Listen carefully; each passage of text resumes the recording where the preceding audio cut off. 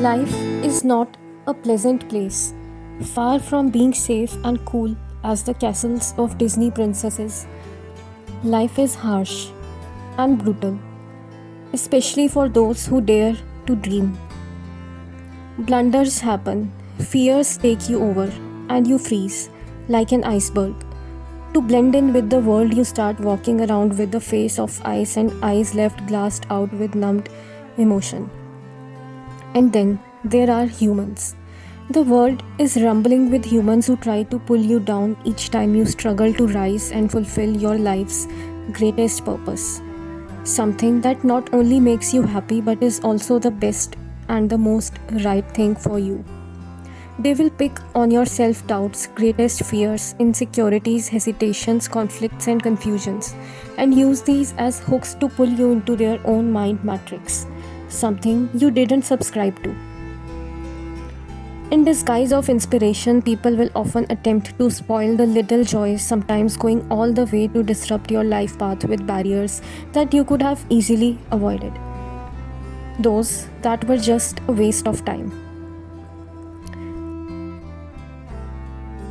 All these blunders, pricking humans, voices of your mind, fears, insecurities, envies, and failures blend together to form a hoggy poggy soup. In India, we call it a khichdi that slowly drowns you so you forget the real purpose of why you are doing what you are doing. But wait, there is good news. Simmering and bubbling within the depths of this khichdi is a little gremlin creative writers called Story. Story. This little animal is a journey a hero navigates to overcome the obstacles, barriers, and challenges laid out by the villain. For a hero, villain is an angel in disguise. He is the messenger and catalyst that cooks up this khichdi for you and then drowns you in and then highlights to you obstacles that will help you find a way out of this khichdi. If you happen to be a writer, this entire khichdi episode turns out to be a bonus. Because once you start noticing this tug of war happening between the hero and the villain within your mind, you put yourself on the seat of a storyteller. If you are attentive enough, you will end up receiving the bonus of a story. Although it might take another few years for you to learn how to put it out in your notebook. The moment a villain pops up into the picture, the hero has to emerge.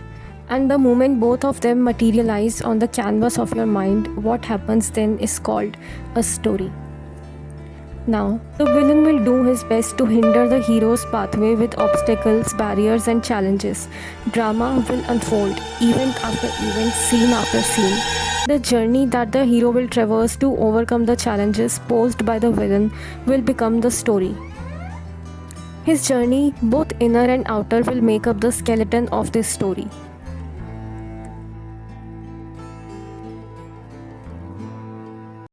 Google says that this hero-villain story archetype is one of the most fundamental and enduring structures in narratives across all forms of literature, myth, and film.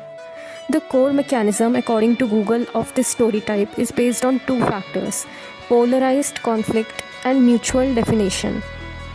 To put it from a spiritual perspective, this type of story stems from the feature of human mind called duality. In this case, this is the duality of the hero, light, and the villain, shadow. The hero is a character who functions and operates on the good, conscious, or the positive side of life. He rises to the challenge posed by the villain to restore the balance or improve the world. His journey often involves inner transformation alongside external battles. Sometimes the role of the hero might be to protect or sustain a court, or return to a state of normalcy or order, or achieve a greater goal. The villain, in contrast to the hero, is his shadow. He represents the duality of life. He indicates all the weirdness and darkness that lurks beneath the positive good facade of the hero, the mud that makes the hero the hero. Without the existence of this villain, the hero wouldn't exist. They are two sides of the same coin. He represents all the unobserved fears, desires, hatreds, anxieties, and everything that secretly boils within the deepest trenches of the hero's mind. So while he reveals them to the hero, the agitated hero undergoes annihilation while traversing a journey of transformation. Joseph Campbell named this process hero's journey. According to Joseph Campbell's concept of hero's journey, outlined in The Hero with 1,000 Faces, this hero-villain story is constructed in three main stages: departure, initiation, and return, collectively called monomyth. The hero receives a call to adventure that beckons him to leave their familiar world.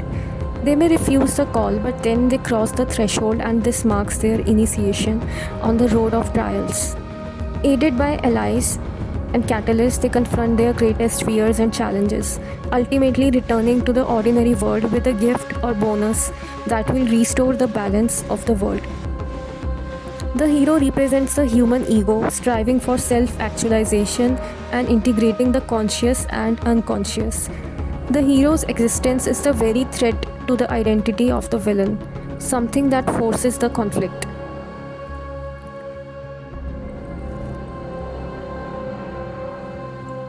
In the words of Carl Jung, the villain represents the shadow aspects of a hero's personality. He manifests as the mirror or the distorted reflection of the hero. Disguised as power play, revenge seeking, chaos, and a twisted sense of justice, a villain actually proves to be the greatest motivation for a hero to navigate his journey and arrive at the goal. The villain actively attempts to thwart hero's quest, often forcing the hero to face their greatest fears or moral limits. The relationship between the two is symbiotic, where each character defines the other. Unless the hero integrates and assimilates the shadow of their denied and unlived potentials, the journey will continue to unfold. And this little gremlin called story will continue to scream and bellow in the writer's ears. Another element of this dynamic is moral ambiguity. In Moby Dick, for instance, Captain Ahab is driven by an obsessive destructive quest for revenge, which challenges the moral position of the protagonist. The villain could also be an impersonal character or the destructive force, like the big brother in George Orwell's 1984. In this case, the hero isn't fighting against one particular character but an entire system or matrix. Personally, I have never written a story based on this hero-villain story archetype, but as I jot down these thoughts, on a blizzed out Saturday evening, my writing muscles are already clenching with the desire for writing one. In this case, the writing muscles are the hero and procrastination is the villain. Let's see who wins. Thank you.